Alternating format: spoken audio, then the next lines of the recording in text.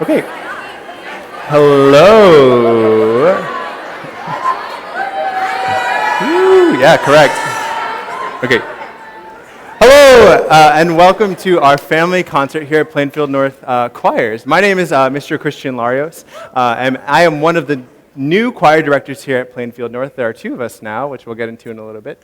But I just want to extend a really big welcome to all of you. I'm an alum of the district, and so I know exactly what this Plainfield tradition of good choral singing is like. And it is an honor and a privilege to be here in this spot where I am and to work with all of these lovely students every single day. So why don't we get started? If you look in your program, we're going to start off with mixed choir. So this is what I need to happen, please. If you're a soprano or a tenor, will you make your way onto the stage, please? If you're a soprano or tenor, in mix 7, in mix 6 or 7, in mix 6 or 7. Concert choir, sit down. Only mixed choir.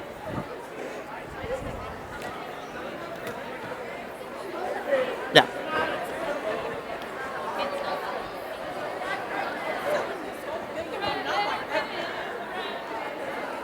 Thank you. If you are...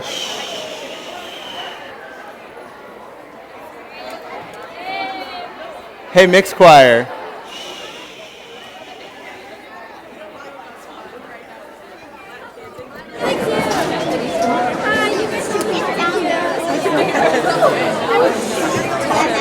Altos and basses, make your way to the stage. Altos and basses.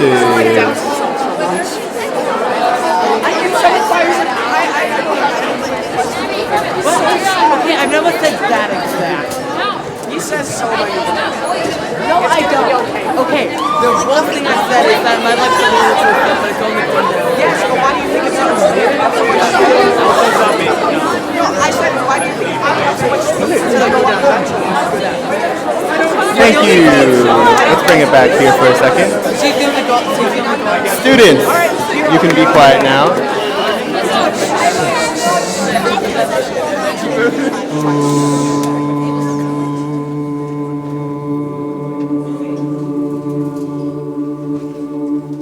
Thank you. So this is mixed choir.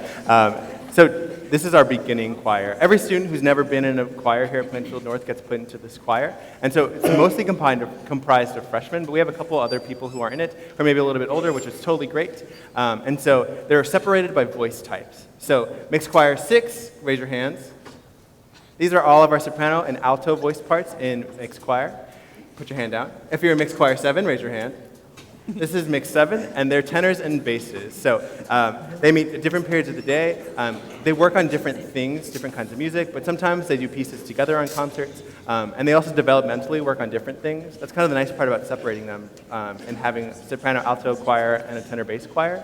Tenor-bass choirs have totally different needs than a soprano-alto choir. So it's really great to have the opportunity to kind of separate them. But then things like for concerts, we can put them together and work on different ensemble skills. So with them, I would love if we could take them through some warm-ups and talk about what we do in warm-ups. Let's see if this will work.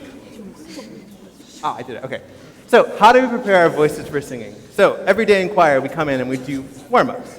So if you're an athlete, you know that you have to warm up before you do anything, right? You wouldn't run 4 miles and be like, yeah, I feel great after that, right? You need to stretch, you need to get physically ready, think about plan ahead, different things like that. So same thing in choir. There are 3 different parts to a choral warm-up. We have the physical, we have the breathing, we have the vocal, and then we also have some, I like to call it almost mind games, just preparing the mind for a good rehearsal etiquette and just kind of being on top of our game and starting to focus from when rehearsal starts. So I'm just going to walk you through some of that. So mixed choir, please do what I do. Good. Go the other way.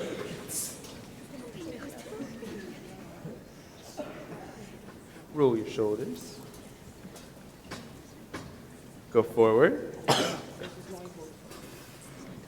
Scrunch up really, really tight. And relax. Scrunch up. Relax. Scrunch up one more time. Shake your head, nope. Shake your head, yes. Drop. Scrunch up. Relax. Scrunch up. Relax. Relax. Good. Okay, so shake out your legs. Good. So, will you check your posture, please? Good. So in singing, it's really important that you're conscious of our alignments with our body. It's kind of like if you were playing an instrument. If I had a clarinet in front of me and it was bent sideways, it would not produce the same sound that a good aligned instrument would, right? So same thing with our bodies. So if you look at our students, their posture is immaculate right now. We talk a lot about our feet. I think a lot of students are so used to slouching, they kind of stand like this all the time, or they have like a little bit of attitude in one hip. So it's really important to center ourselves. That's pretty good. Everyone lift your rib cage up nice and tall. Good. So we have our lungs here, and they produce air, and air vibrates to produce sound in singing. So it's important that this airway is nice and full and open. If we were slouching, air is never going to make its way out of here. So the students know that to make a good sound, you've got to stand tall. Good. Everyone take a nice deep breath in. Will you take an ah breath, please? Ah shape. Ready, breathe in. One more, breathe in.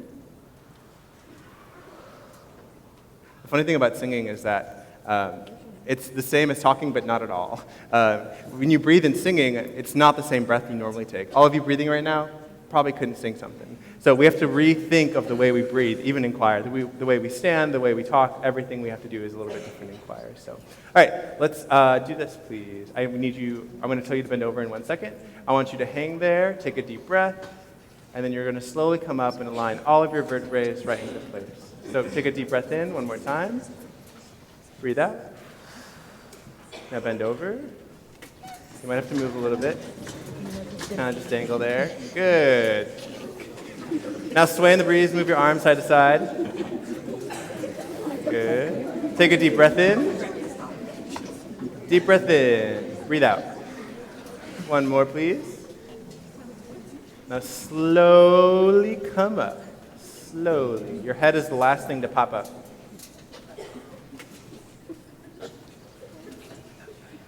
Looks beautiful. Awesome. So like I said, these are beginners, right? They're still learning a lot of these skills every day in our class. And so it's kind of a shift. You go to class, you sit in the desk, you do writing, you do all this stuff, and then you get to my class, and it's like, okay, let's do some physical stuff. So it's not just singing. We have to prepare the body how to do things. So sweet. Everyone take in, we're going to breathe in for 4 on an ah breath, and you're going to hiss out on an S, please. Breathe in on an ah for 4, out for however long I say. So breathe in, ready, breathe in, 2, 3, out for 4. 2, 3, 4, breathe in, out for 12, ready, go. 2, 3,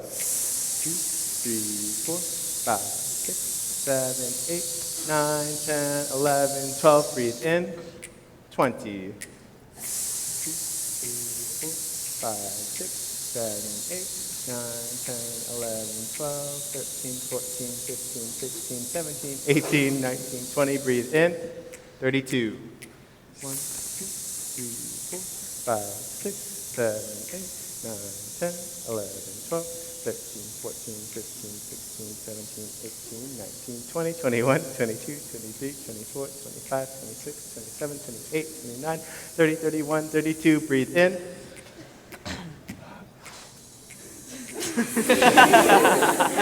Thanks, that's good. Sorry. I got excited. Good. So even I make mistakes. It's all good. So again, we have to be thinking about breathing. It's a little bit different in singing, right? So that's a really good exercise to see how long we can pace our breath. If I was just talking to you, you could take a breath whenever you wanted. But in singing, there are phrases and musical rules that we can't break. Or maybe there's a really dramatic passage that we're trying to evoke some emotion. So a big honking breath in the middle would probably ruin it. So that's a really good exercise to work on pacing our breath. They do pretty good. Sometimes we do competitions to see who can go the longest without breathing. And they've gotten pretty far. I'd say like the highest was like 80 this past week. So that was pretty good. So let's do some actual singing for a second. So every day in my class we start warm-ups. We start really nice and easy. Students are typically talking and they're typically speaking really low in their low register. So when they come to class, it's important that we get their voices nice and ready. So on a lip buzz, please. Ready, go.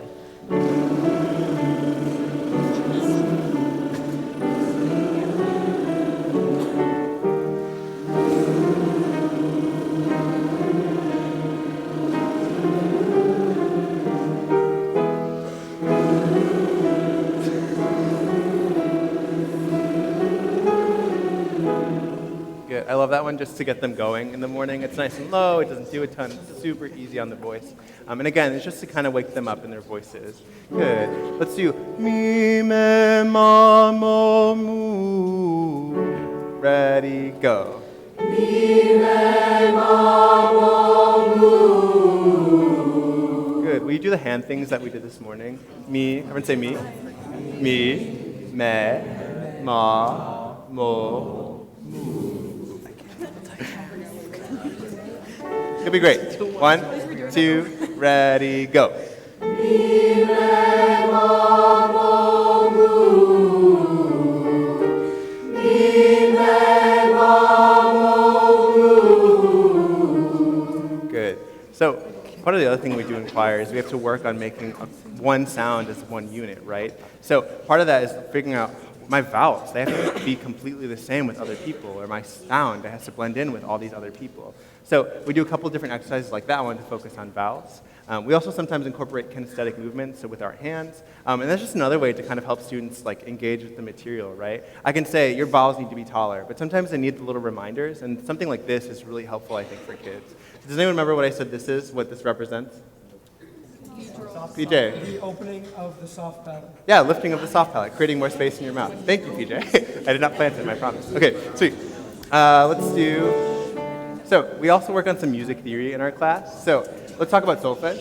Solfege is a tool we use to learn our music. And so it's a series of syllables. It's kind of like sign language in a way that like each letter has a different hand movement. So will everyone show me do? Show me re.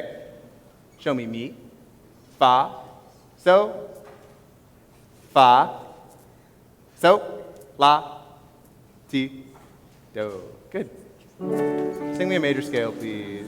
We will be thinking about your vowels and really tall space, please, as well. 1, 2, ready, go. Do, re, mi, fa, sol, la, ti, do, ti, la, sol, fa, mi, re, do. Good. Group 1, group 2, group 3. Group 1, you start. 1, 2, ready, go. Do, re, sol, la, si, do, si, la, si, do, si, la, sol, fa, mi, re, do. So in choir, we're also working on independence as a musician.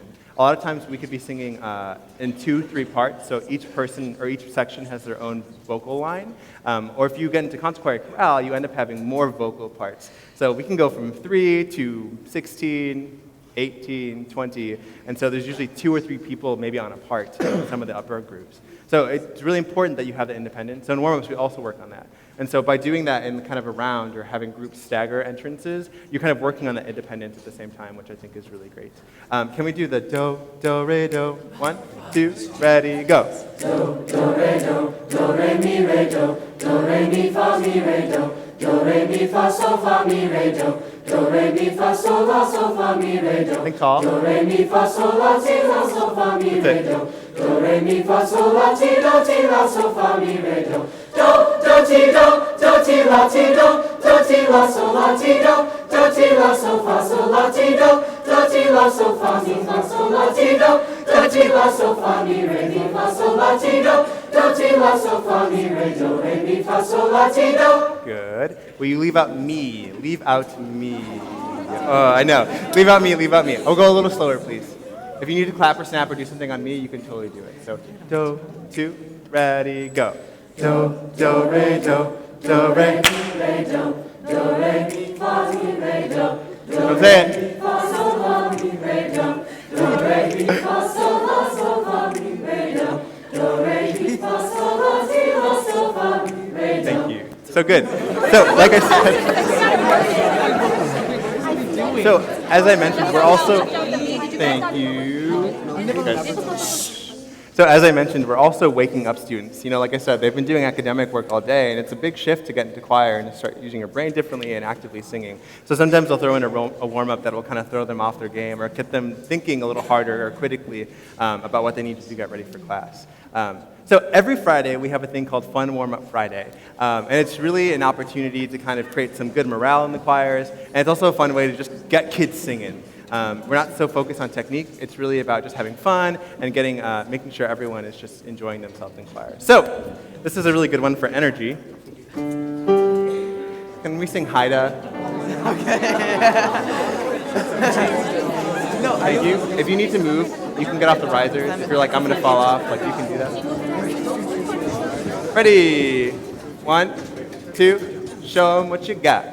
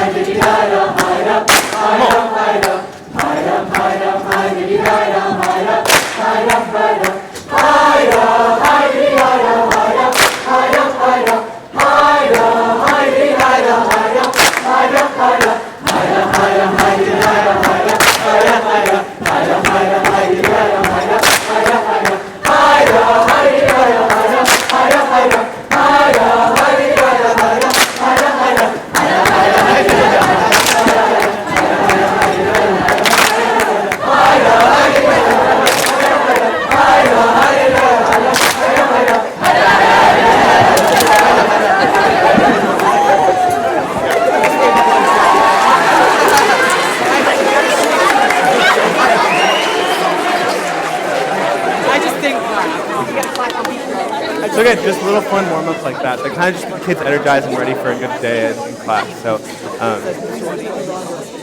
So I know the higher groups get a lot of hype, right? Because they're doing, hard music, they're doing amazing things. But those are not possible without the work that they do every day in these classes. The work they're putting in is such an investment in their future in this program. So I just want to say how proud I am to have you as my students, and that you're doing amazing work every day. So don't think of it as just another warm-up or just another silly activity that Mr. L wants to do. It's really an investment in your future. So I hope you see it that way. So yeah, let's move on. Thank you, Mix 6, Mix 7. We do one thing. We'll do the end. All right, go. Let's go.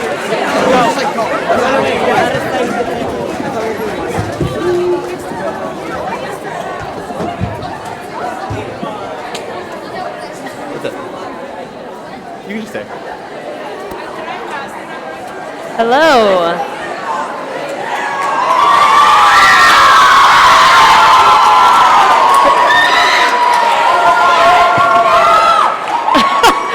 Wow, did not expect that. I'm not even the one with the fun news. I'm here to interrupt your program with a brief word from our sponsors, which is you. It's not in your program because it's kind of all around.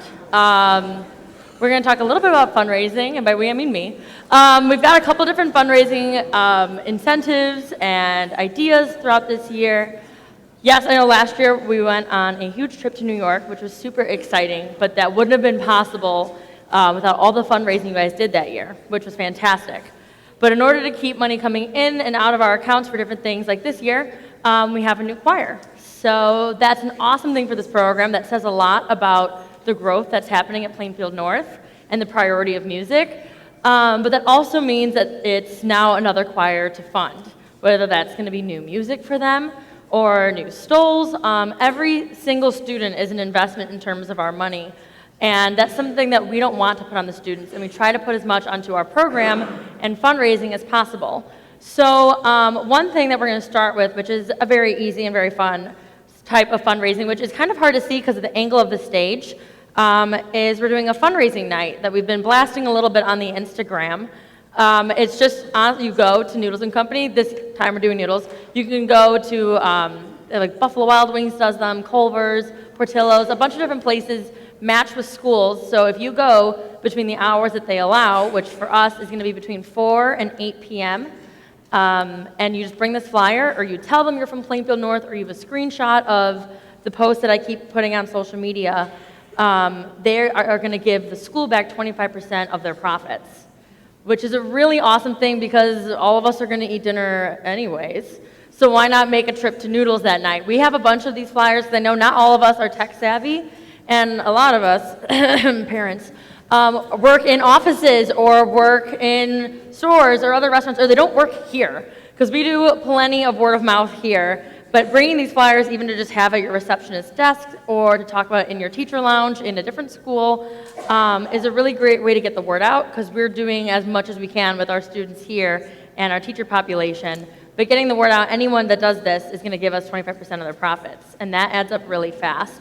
So our goal is to do at least 3 of these, if not 4, this year. And then we also want to continue to do fundraisers that actually involve selling a product and not just spending your money on food. So this year, I didn't bring them out with me, but we're selling like fun socks, which sounds ridiculous, but it's a fun fundraiser, because last year when I did it at my previous school, I bought like 6 pairs off of the students, because I was like, I could use socks, and they're easy Christmas gifts, and they're stocking stuffers. So they're all a flat rate, and we get, I believe, I have to double check my paperwork, but we get 45% of every pair of socks that we sell. So again, this stuff adds up, and with our goal is to go on another trip next year, as well as, like I said, providing for the choirs that we have, the music, bringing in clinicians. It's really important that we're always engaging in some way of how do we grow our account so we can support the things that we want to do with this choir. So at the end of the concert, if you would like to take any of these flyers, they are for you, not the students, they're for you, like the families, to bring to your places of employment, or just to give to your families and friends that you know aren't on the internet. That would be fantastic, because students, I'll make you a million more copies later this week. This is October 15th. All the information you need is on here, so I'm not going to keep talking, but keep a lookout for more fundraiser things. We have a lot of ideas, and we're excited to do them. Thanks.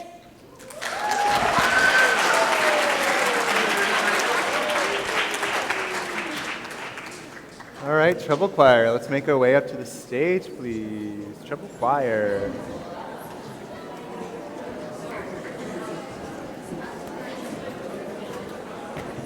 As treble choir is making their way up, I'll give you a little bit of a description about them. So treble choir is one of our many treble choirs we have at North.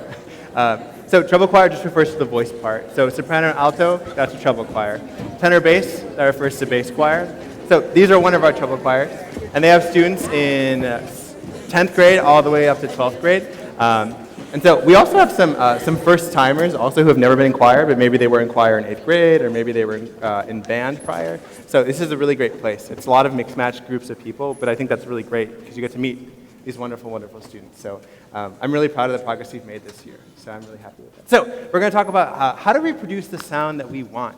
So in choral music, there's a lot of different styles and genres of music. I'm sure you all know. Most of you probably listen to music from rap, R&B, country, heavy metal, and those do not sound the same at all, right? So each one requires kind of a different kind of technique and a little bit of knowledge about how the voice works. And so treble choir, we're always working on tone and trying to better our quality, just so we can, I think, give proper attention to the music and repertoire that we're singing. So treble choir, hi, how are you? Good. Sweet, sweet, sweet, sweet. Well, you don't need your music. Let's sing Shine On Me, please. Shine On Me. So Shine On Me is a gospel piece, and traditionally in gospel music, or really with any kind of black music, it's usually a darker, richer, fuller tone. So treble choir, I would love if you sang Shine On Me with your really tall, beautiful, round sound, please. You'll have to excuse my piano skills. I'm not a pianist, but we'll make it work. Shine. Nice tall sound. Ready, go.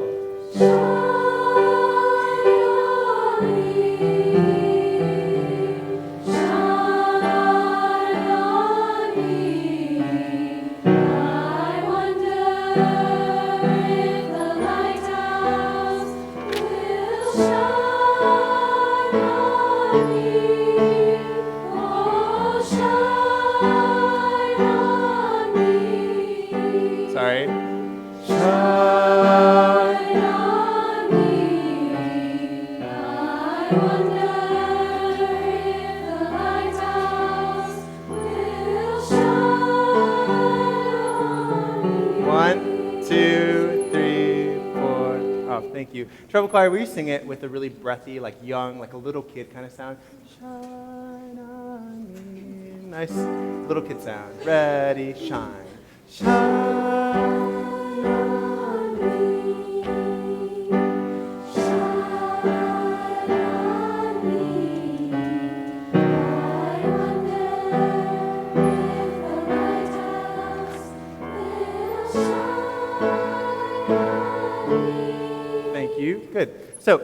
a couple of things to notice. Their volume totally drastically changed. If I said, don't worry about breath control, if I said, don't worry about your vowels, don't worry about resonance, they're completely different sounds. So the first sound was more fuller, I think it fit the style more, and that's based on different things.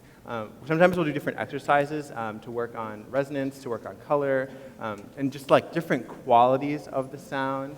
Trouble Choir, can you sing Shine On Me as if it was Come Pretty Love, a little twangy? Shine on me. A little twangy. 1, 2, ready, go. Shine on me. That's beautiful. Shine on me. I wonder if the lighthouse will shine on me. Oh, shine. That's great, thank you. Good, good, good. So a lot of times we'll do different kinds of warm-ups and exercises similar with Mix 6 and 7, but we're working on tone and quality. So a good one I like to do for like the darker, fuller sound, again, it kind of goes back to the me, me, ma, moo sound. Me, me, ma, moo, that sound. What's another one we do? Can we do some yams? I love this one. Yummy, yummy, yummy, yum. Creating lots of space, please. Ready, go. Yum, yum, yum, yum. Yum, yum, yum, yum. Nice and tall. Yum, yum, yum, yum. Yum, yum, yum, yum.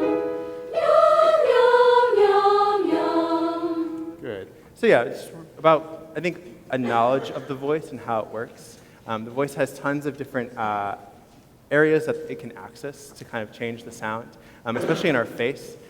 So can we do Come Pretty Love for them, please? We'll just do the opening line. And so with Come Pretty Love, this is a shaker hymn.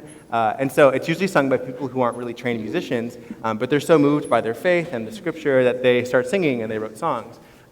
So I've been working with them about kind of finding this in-between of like really pretty, the beautiful like Shine On Me kind of sound, and then also kind of finding that like a little bit of bite, a little bit of twang, a little bit of ugly. So I do this exercise called Busy Busy Bee. So can we do Busy Busy Bee for them? So this is all about being annoying, really on the extreme side of like a little kid kind of sound. Busy Busy Bee, show them what you got, ready, go. Busy, busy bee. Busy Busy Bee, yes. Busy, busy bee. More annoying. Busy, busy bee. Busy, busy bee. Busy, busy bee. One more. Busy, busy bee. Good. And this exercise is designed to take you to one extreme, so then when you apply it to your music, you kind of land somewhere in the middle. You have your beautiful tall choral sound, and then you have that twang, and it kind of just evens you out a little bit. Can we just start Come Pretty Love? Oh, my pretty mothers. 1, 2, show 'em what you got. Oh, my pretty mother's home, sweeter than the honey in the comb. Yeah. Oh, my pretty mother's home, sweeter than the honey in the comb. Come, come, pretty love, come, come, come. Come, come, pretty love, I want some. Come, pretty love, come, come, come. Come, pretty love, I want some. Good. Can you do this in an opera voice, please? With an opera voice. So, what do we have to do? Let's make really tall spaces, lots of good air and breath support, really tall, beautiful sounds, please. Oh, my pretty mother's home. 1, 2, sing it, go. Oh, my pretty mother's home, sweeter than the honey in the comb. Oh, my pretty mother's home, sweeter than the honey in the comb. Come, pretty love, come, come, come.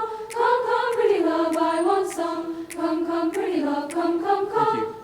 Totally different song, right? And knowing about tone kind of goes back to knowing about the piece and knowing the culture and where pieces come from. So it's a really great opportunity to talk about history, different groups of how music is made, and different things like that. So yeah, any questions, Trouble Choir? Did great. It sounded beautiful. Thank you.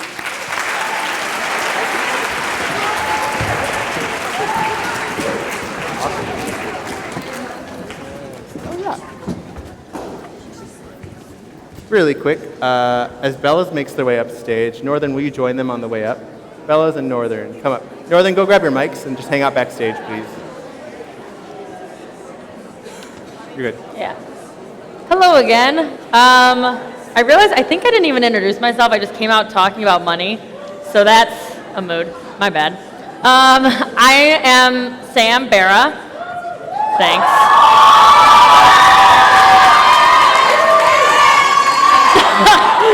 I'm very humbled to work with your students.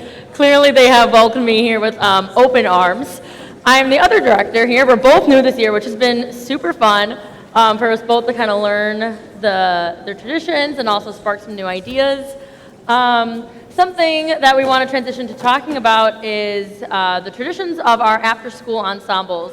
Your students are so involved curricularly that many moons ago, they decided to create some co-curricular opportunities for students that needed, I'm too close to that, yep, that needed more of an enrichment in their musical ability. So at the beginning of the year, well, I should speak that way, Northern has an audition, they're all running around, at the end of the previous year, because they do rehearse the music over the summer, while for Fellas and Bellas, they audition at the beginning of the year to work after school on traditionally mostly pop music. And the goal of these groups is to, first of all, find some great solo opportunities for these students and kind of work on that sort of repertoire for them, but also create an ensemble where we focus so much on balance and blend. Because traditionally, a cappella groups don't use any sort of instrumentation. They rely heavily on their own sounds. So whether we're doing certain songs that are imitating instruments with our voices, or like we show with the Star Spangled Banner, where we're just singing a melody in 3-part harmony, it's so important for us to match vowels, cut off clean together, and all these other things that Mr. Larios and I have been talking about throughout the evening that we worry about in class that these students excel in outside of class. So we just want to share with you a Star Spangled Banner. But before we do that, can you stand up if you're involved in Fellas? Take a look around you.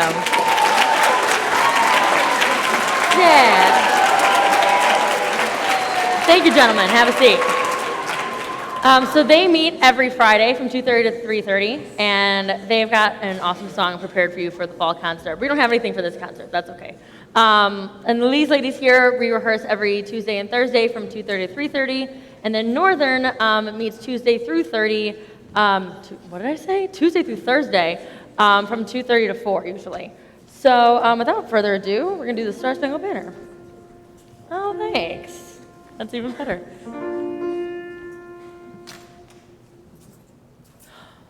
Oh, say, can you see by the dawn's early light what so proudly we hailed at the twilight's last gleaming, whose broad stripes and bright stars through the perilous fight o'er the ramparts we watched were so gallantly streaming,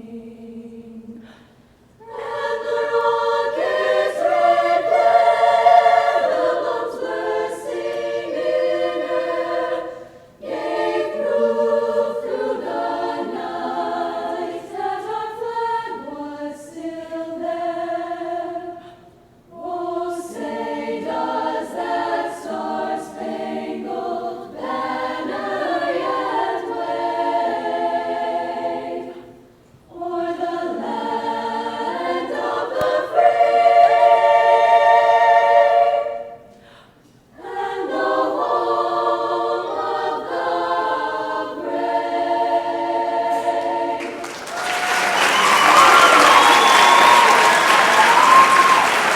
Thanks, ladies.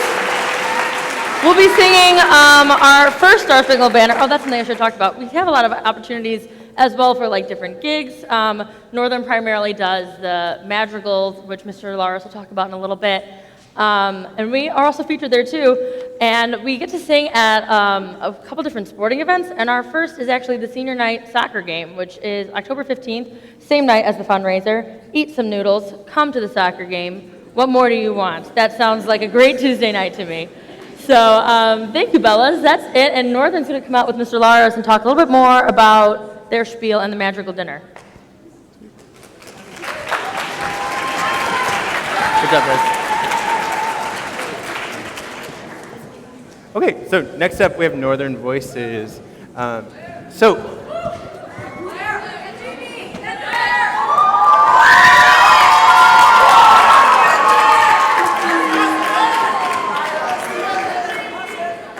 takes a village, I swear. Okay, so this is Northern Voices. Plainfield has a really strong and long tradition with madrigal dinners and madrigal singers. For those of you who don't know what madrigals are, madrigals is actually a genre of choral music originated in Europe. And so over time, they've kind of become this like phenomenon. They're basically like a dinner and a show. Back in like the day, maybe like the 60s and 70s, they would do dinners, and so they would have a full course meal. They would have madrigal singers who sang traditional madrigal music from that era, and then there would be jugglers and jesters and musicians and wenches, and the whole thing is kind of this big theatrical thing. Students are talking in British accents. They're doing funny jokes like forkings and a variety of drama and comedy, kind of like Monty Python, if you've ever seen any of those movies, that kind of humor. And so this group primarily functions in the fall as a madrigal group. We perform music from the Renaissance era and after, but we also explore other genres of music. And so the way I conceptualize madrigal dinners is a little bit different than I think what's been done here. And so I've kind of changed it a little bit. And so our madrigal dinner has a storyline now. There's one consistent storyline that's being driven by our madrigal actors, and especially our king and our queen, Jamie and Austin.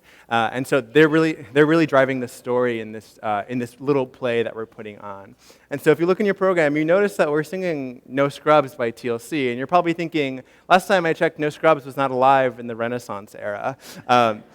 So there is a reason and a method to my madness, but you'll have to come to the madrigal dinner to find out why we are singing No Scrubs at the madrigal dinner. So madrigal dinners take place on December 14th at 12 p.m. and 6 p.m., and December 15th at 12 p.m. and 6 p.m. So this is new for some people, but we are now having 4 madrigal dinners because the demand for tickets was so high. We felt like adding another show would give all types of families another opportunity to see the show.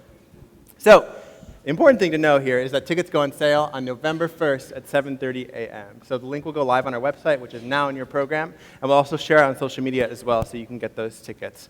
So yeah. So Northern, we've been primarily working on madrigal music and this new kind of music, contemporary a cappella, which has been amazing. So we're working a lot on blend, balance, and lots of energy. So I encourage you students especially, hype up your classmates because they're going to hype you up right back. So.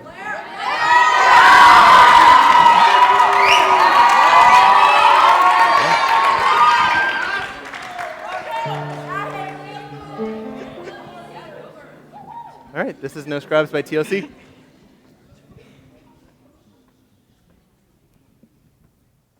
One, two, three.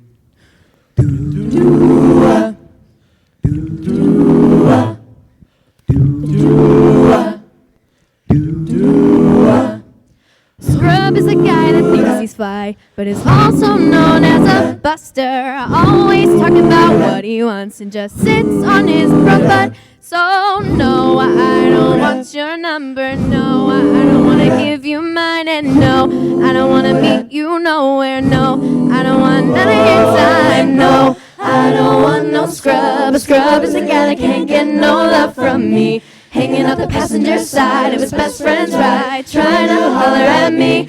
I don't want no scrub. A scrub is a guy that can't get no love from me. Hanging out the passenger side of his best friend's ride, trying to holler at me. Scrub is checking me, but his game is kinda weak, and he knows that he cannot approach me. And I'm looking like class, and he's looking like trash. Can't get him with a deadbeat. So Joe, don't want your number. No, I don't wanna give you mine, and no, I don't wanna meet you nowhere. No, I don't want none of your time. No, I don't want no scrub. The guy that can't get no love from me.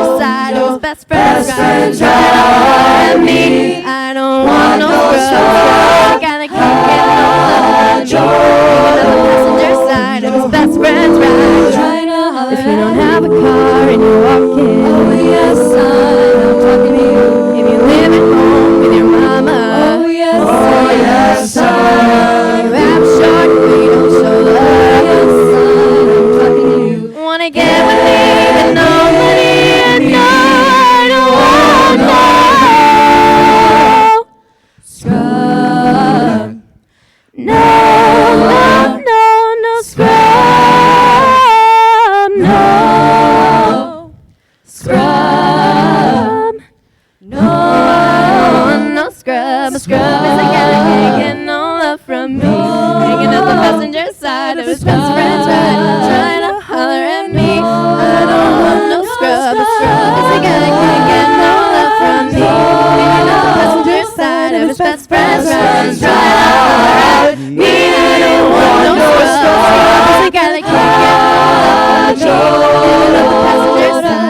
best friends ride me. I don't want no scrubs. I gotta keep it on the passenger side. His best friends were trying to holler at me. Hoorah, hoorah,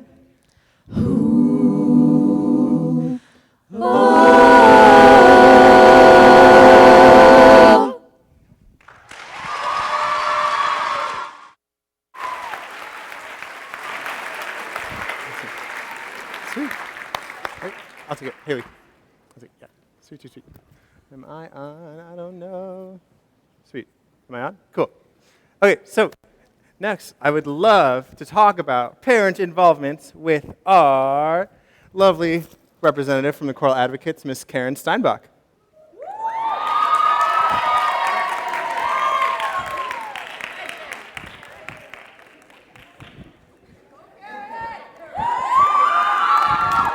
You want to come up? Tell you.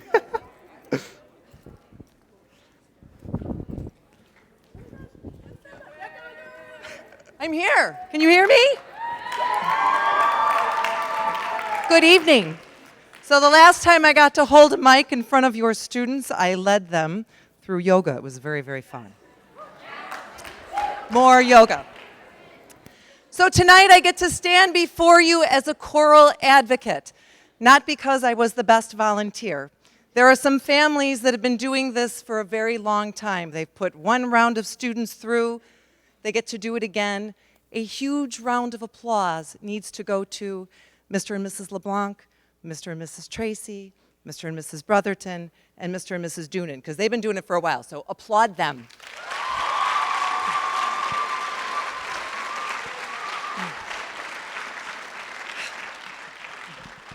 I get to stand before you tonight because I volunteered, which is the theme of my spiel. All right, so how can we get involved in choir? There's so many opportunities for people to volunteer to help the students in things that we do. They do. And I wrote it down on this piece of paper with really big letters so I wouldn't need my readers. Fundraising. Like Ms. Barra mentioned, there's a lot of neat fundraising opportunities that will be happening. Stay up to date on it, share it with your families, share it with your friends, your neighbors, your coworkers. That's great. The madrigals. Madrigals requires so much work. And if everybody volunteered 1 hour every dinner, then the 4 people who've been doing it for the past 4 years wouldn't have to do it for 24 hours for 4 days prior to.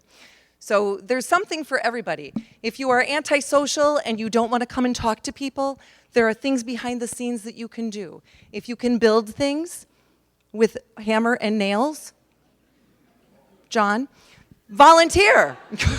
There's more of you out there. So there's really a role for everybody regarding madrigal dinners. Setup, selling tickets, helping with the costumes and the robes, so we ask for help with that. That's a huge one. So madrigals is a really big opportunity for volunteering. The other one that's really important is our raffles that happen at the Spring Musical. We receive so much money from the raffles that we sell tickets for in the spring, and Ms. Tracy has just been taking this on as a huge responsibility for years. So I'm asking all of you, if you eat at a restaurant and they know you by name, ask for a gift certificate. Your hairdresser, ask for a gift certificate. If you shop at Menards because it's your favorite place, pick up a gift certificate. Students, you all have jobs. Some of you have jobs. You work at Starbucks, get a gift card. Get your employees to donate a something. We need those things to make those raffles a huge success. There'll be opportunities for chaperoning, future things. Mr. Larios, am I forgetting anything for parents? No. All right. So children, students, my friends, how can you help as well? First of all, when there is an opportunity for your parents to volunteer, you look at them and you say, yes, thank you, please, not, oh my God, you will embarrass me if you show up. All right? Yes, thank you, please. Those are the words, yes, thank you, please, because without your parents helping, those things aren't going to happen for you. So that's the first thing that you have to do. The second thing you have to do is you also need to get involved. This is your choir. Your parents can only do so much. So when we're asking for volunteers, we're asking you as well. How can you help? There's senior night coming up. We need help with making posters and things like that. Please help. All right, what else? I don't know. That's all I can really think of. So on the back of your program is this really handy-dandy barcode, okay? Everyone who knows how to scan a barcode, no can help with that. Scan your barcode. It will take you to a volunteer form. Type in your name, your phone number, your email, and it'll list all the things that you can help with. Students, do it too. Why not? You can volunteer as well. Grandparents, aunts, uncles, there's an opportunity for all of you. So please get involved. Let's help make this the best choir ever. Thank you.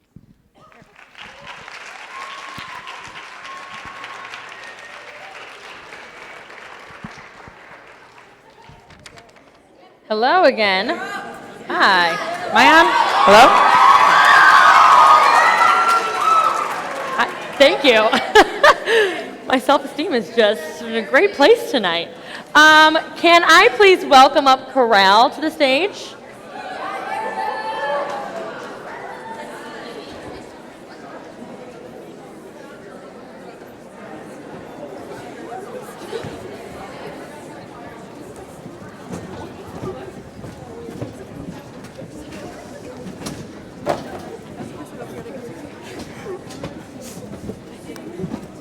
So, me just even saying those words to some of you are probably like, wait, who's Chorale?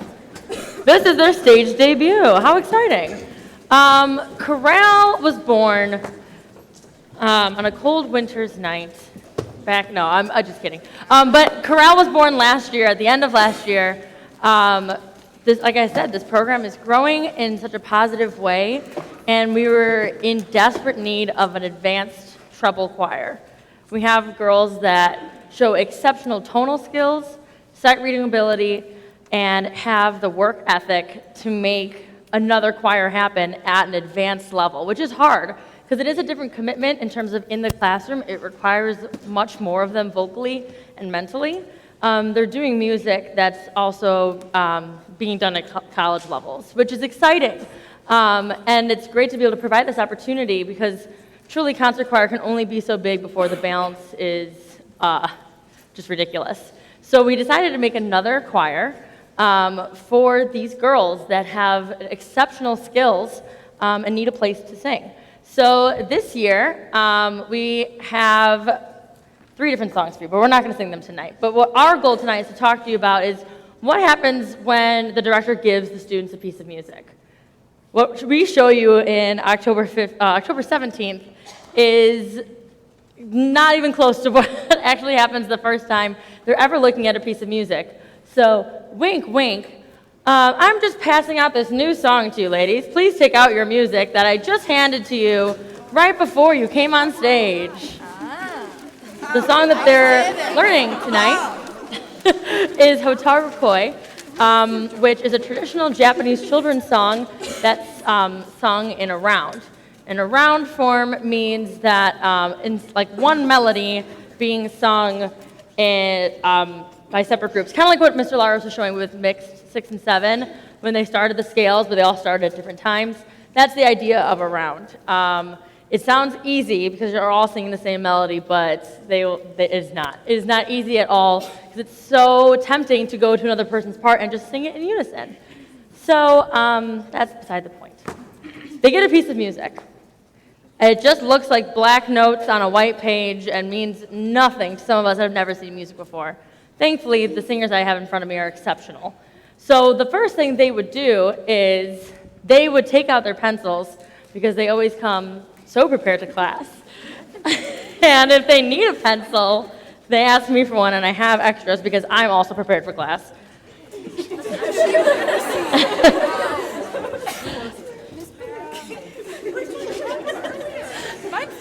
Yeah.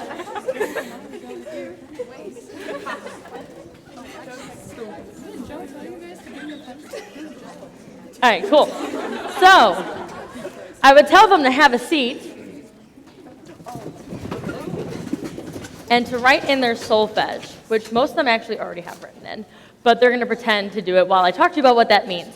So the solfege, like Mr. Laros was talking about, that do, re, mi, fa, sol, la, ti, do, is basically almost a code for these students. If they're able to understand the different intervals based off of the relationship to do or to la, depending on what mode we're singing in, they can basically sing any melody that I hand them. So for instance, girls, let's take a break from all that hard solfege that you're writing in. This is your key. Can you sing do for me? Sit up nice and tall. I'm not going to make you stand back up again. If I just give them a hand sign, odds are they're going to be able to sing the interval right. Let's hope. Sing do again.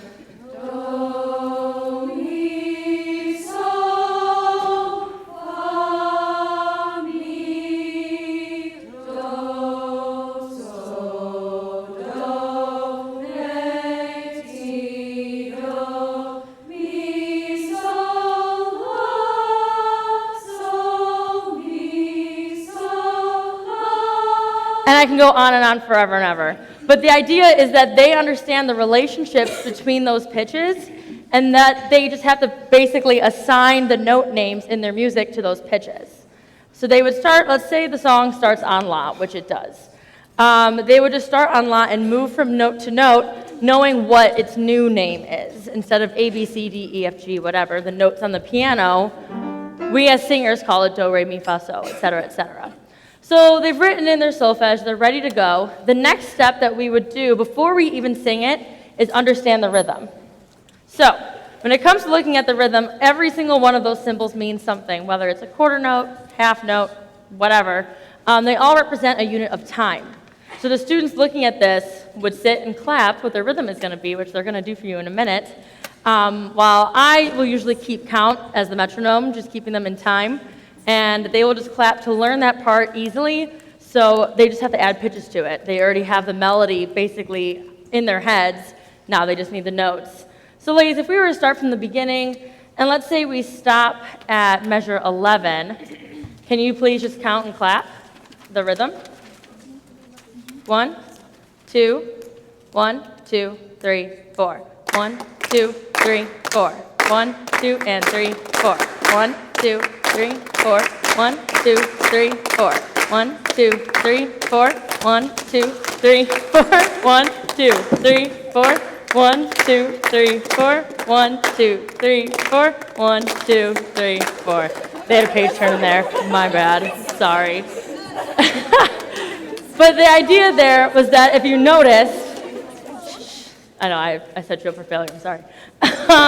But if you notice, the girls weren't all clapping the same thing, and that's part of the battle, is that they need to learn independently what they're singing or what their melody is or their rhythm, because it's going to differ from every single part. So once they've mastered the rhythm, which they definitely have, I swear, they would be ready to sing it on solfege. So if you could stand up, please. They're going to add this code that we talked about, that solfege, do, re, mi, to the rhythm that they already know, so they can learn the melody that goes with it. That's your la. Can you sing that, please? Beautiful. 1, 2, 1, 2, 3, 4.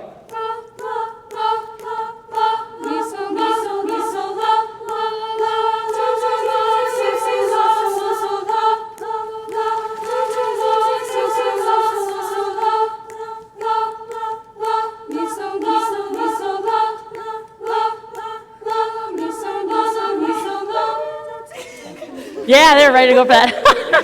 So the chaos ensues with all of them singing different parts at the same time, but they're using that mode of knowing their rhythm and knowing their pitches to be able to sight read that music. And then the next step from there is eventually adding the words. This song in particular is challenging because if you didn't guess already by the title, and I already said to you, I guess I already mentioned that, it's in Japanese. So that was a big moment for all my students who do not speak Japanese, which is all of them, and for myself too. What's great about this song is that, and traditionally Japanese language anyways, is that when it's written out in English instead of characters, it's written out phonetically, meaning it's very easy to pronounce because it's already basically written there for us how we would guess how to pronounce it. While in other times, like we use an IPA language, which is like some very fancy looking letters. If, for instance, you open up the dictionary or go to dictionary.com and you type in a word and then in parentheses it shows like a very weird way to say dictionary, that's IPA. It stands for International Phonetic Alphabet. And basically the goal of the IPA language is that anybody who speaks any language could read this alphabet and know how to pronounce anything.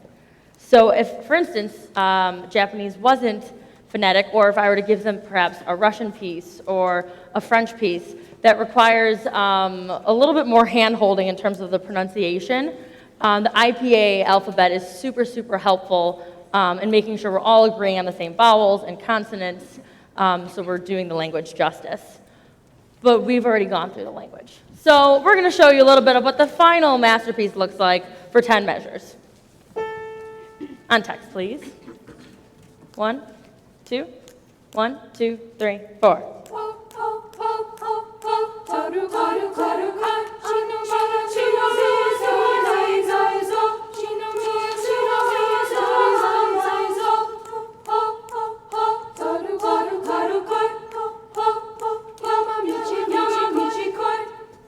Isn't that cool? Yeah. So that's a little sneak peek of the awesome work that is being done in that class, and truly what's being done in every class. We teach this method at the most basic level for our mix, and then at a very advanced level as well for concert choir. And all the students will learn music this way. They learn the rhythm, they learn the pitches, that way they're set up for success no matter what choir they're singing in. So you'll get the full version of this in a month. We're not quite ready, we're gonna polish it up. Thanks, Corral.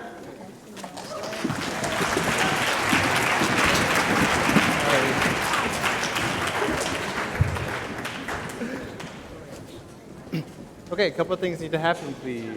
Concert choir, will you make sure you grab a program and that you quietly come to the stage? While concert choir is coming up to the stage, I'm going to do some talking. Thank you.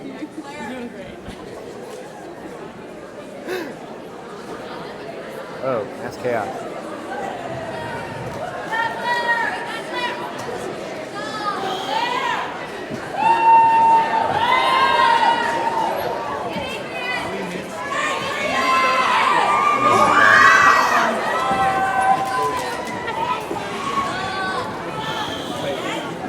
Okay, thank you.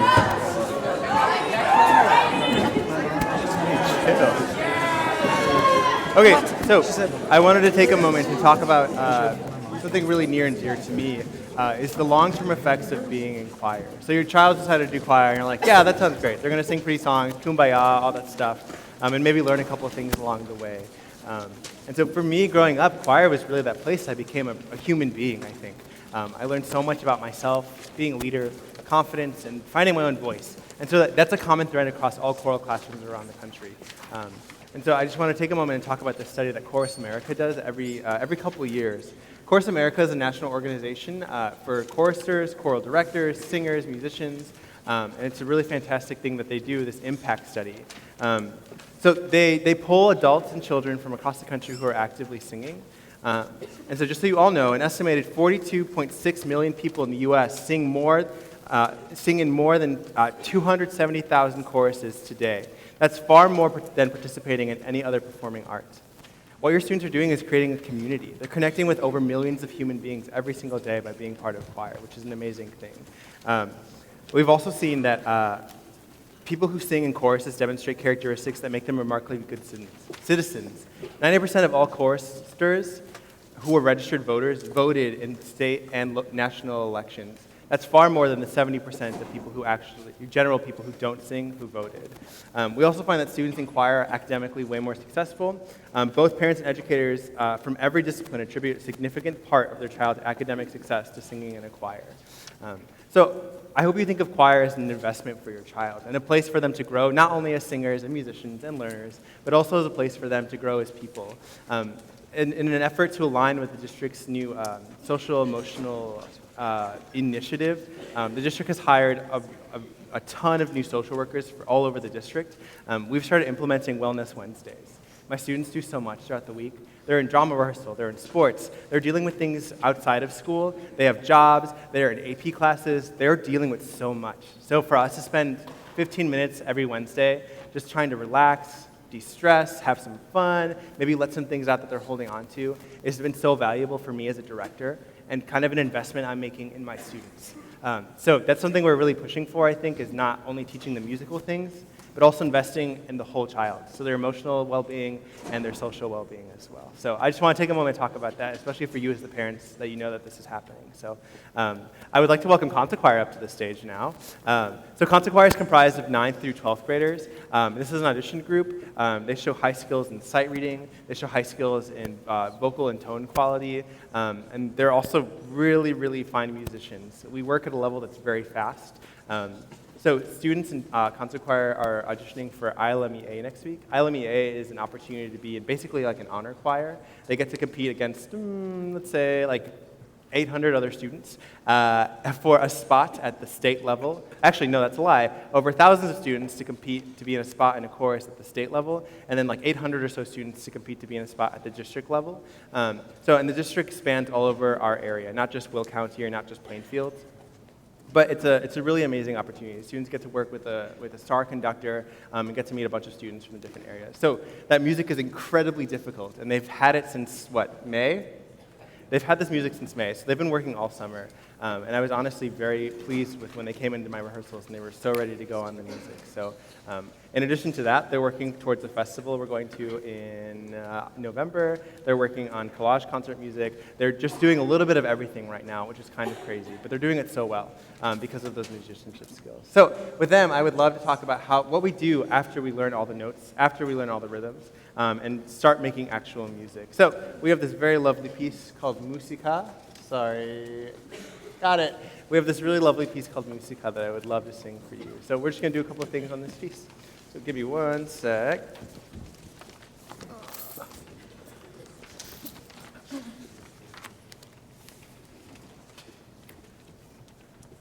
So like I said, we've already learned the notes and rhythms. Everything is pretty good, like structurally. So this is a really good opportunity for us to talk about the meaning behind the piece, where it comes from. So Musica is actually written in Estonian, which I don't know about y'all, but I don't speak Estonian. So Ms. Bear talked about this kind of, but we have IPA, the International Phonetic Alphabet, which is a group of symbols that kind of tell us what sounds to make. And so we look at the IPA, and we're able to kind of know, oh, that word actually sounds like this, even though it's written like this, because they provide us with the IPA. So I just want to talk about this text. It's a beautiful piece about music being everywhere. Somewhere the original harmony exists, hidden somewhere in the vast winds, in Earth's mighty firmament, in the far reaches of swirling galaxies, in sunshine, in the little flower, in the song of a forest, in the music of a mother's voice, or in teardrops. Somewhere immortality endures, and the original harmony will be found. How could it have formed in human hearts? Music. So sometimes we'll do different activities, like, it might be a simple question and say, what does that poem say to you? Or can you take this poem and take it apart and make a new poem out of it? How can you interpret this kind of music? And we've had a lot of great discussions because my students love music and they have such a great passion for music. So this is a song that really touches them. So let's actually sing. Okay. Sorry, I'm getting carried away. So this group is really focused on blend, on diction, on emphasis, and really musical and passionate music making. So we just sing it straight, just like no musicality at all. Right at the opening. 1, 2, 3, 1, 2, 3.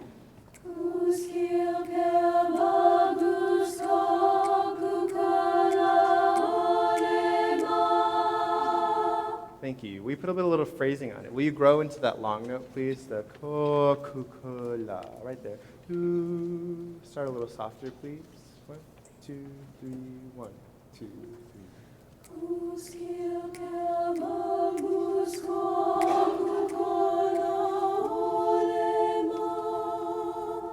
Way different sounds. And I think the meaning comes through a little bit stronger there. This is a wonderful piece for painting or creating kind of a texture, as you'll hear a little bit later. Good. Can we skip ahead a little bit? So this choir is pretty big, and as musicians, they have really big voices, and a lot of them sing in vocal lessons or sing as solos. So concert choir, I would love if you sang the pickup to page 5 with your big solo voices. Your big solo voices.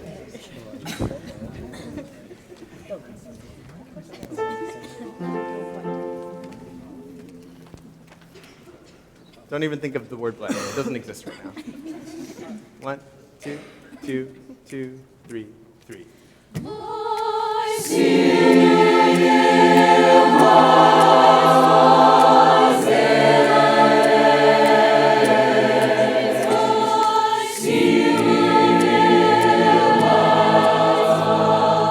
There you go. So they clearly have the power and the engine to like rip through all the music, right? And that's great. I'm glad they can sing forte, but I think it's important that they're able to explore other ways of using their voice. So will you sing it with the written dynamics, please? Let's take it back, please. And will you listen harder than you're singing? Try and create that one unified sound. Do you need pitches? Nope. 1 and 2 and 3.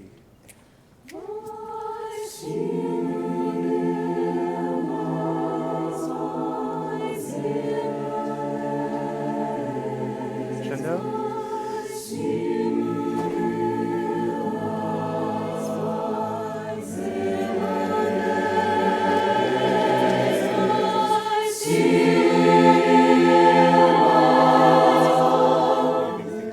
Totally different piece, and that's because they're able to use their voices and work on that blend, that one unified sound.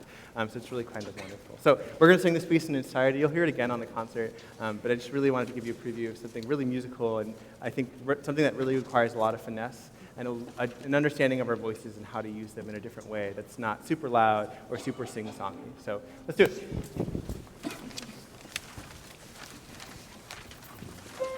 Oh, sorry. 1,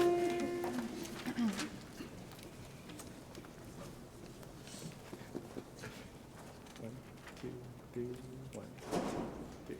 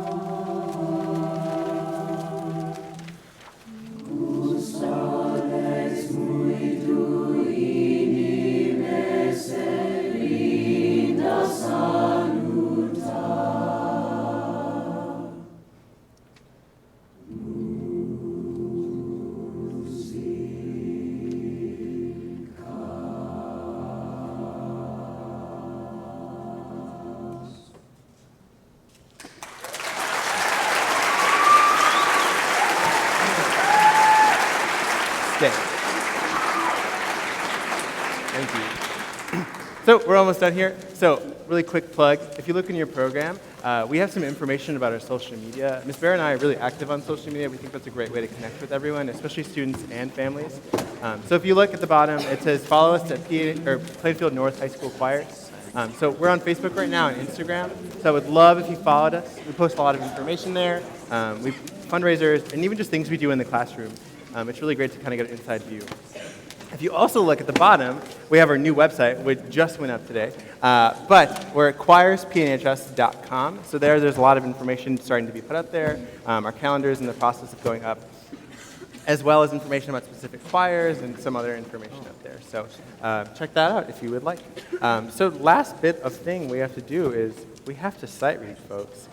The students are groaning. Awesome. So if you look in your program, you guys have some. Sweet. Okay, so for those of you who don't know, sight reading is a skill that we work on constantly in choir. It's the ability to look at a piece of music we've never seen before and figure out the notes and rhythms. So look at the bottom, we have this exercise here. So the students are going to help you, I promise. So we are in the key of what? E flat major. Wonderful. So, well, Miss Era, will you play me E flat? Everyone, show me do. Do is just your fist. We sing a major triad. Do, mi, do. Ready, go. Do, mi, do. Good, we have our pitches. Let's figure out our rhythm, please. So, how many beats does a half note get, choir? 2. How many beats does a quarter note get? 1. Good. So take a second, hum to yourself. See if you can figure out some of the pitches. Can I get that E flat again?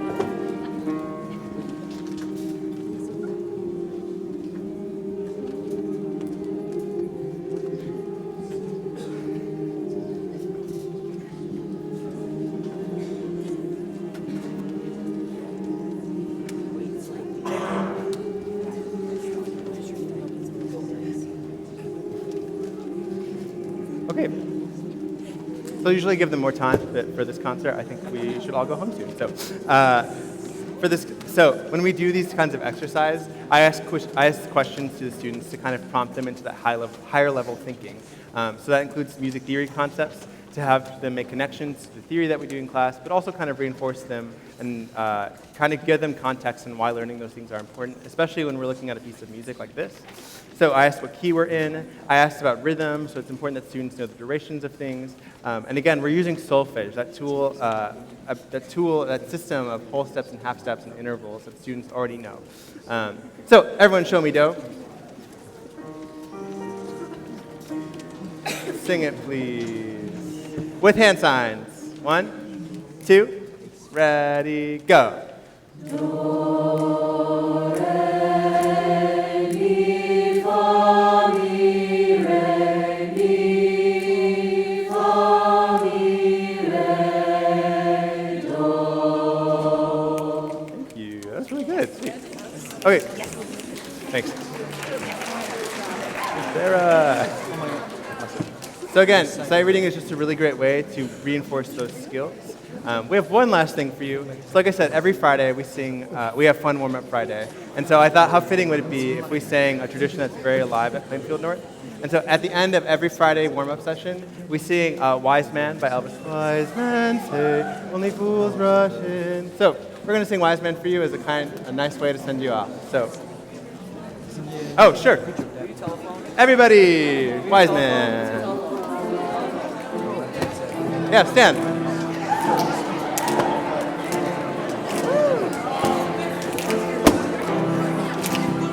1, 2, ready, go. Wise men say, only fools rush in, but I can't help falling in love with you. Shall I stay? Ready, go. Okay, harmony. Yeah.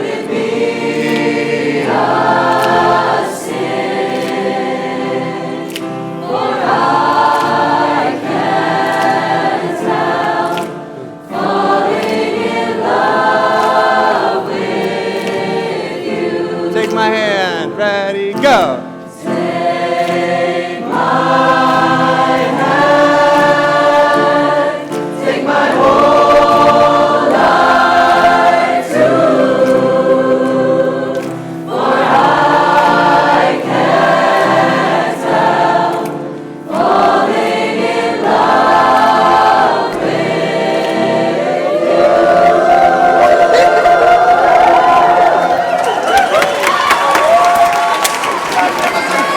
Thank you so much. That's the end of our concert. Drive home safely.